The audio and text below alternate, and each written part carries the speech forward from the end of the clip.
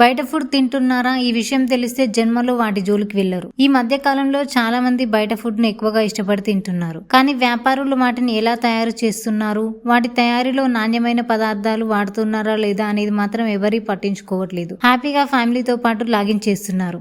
కానీ ఉత్తరప్రదేశ్లోని హజియాబాద్లో జరిగిన సంఘటన చూస్తే మీరు మరోసారి బయట ఫుడ్ తినాలంటే భయపడతారు. వివరాల్లోకి వెళ్తే హసియాబాద్లోని విజయ్ విహార్ కాలనీలో ఉన్న కరీం హోటల్లో పనిచేసిన కార్మికుడు రోటీలు తయారు చేసే క్రమంలో దానిపై ఉమ్మి వేసినట్లు చూపించే షాకింగ్ వీడియో ఒకటి సోషల్ మీడియాలో వైరల్గా మారింది. ఈ వీడియో చూసిన జనాలు హోటల్ కార్మికుడి తీరుపై తీవ్ర ఆగ్రహం వ్యక్తం చేశారు.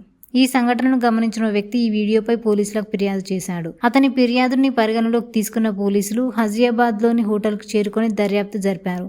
ఆ వీడియోలో చపాతీ చేస్తున్న కార్మికుడు అంకుర్ విహార్పై కేసు నమోదు చేసి ఘటనపై దర్యాప్తు చేస్తున్నారు.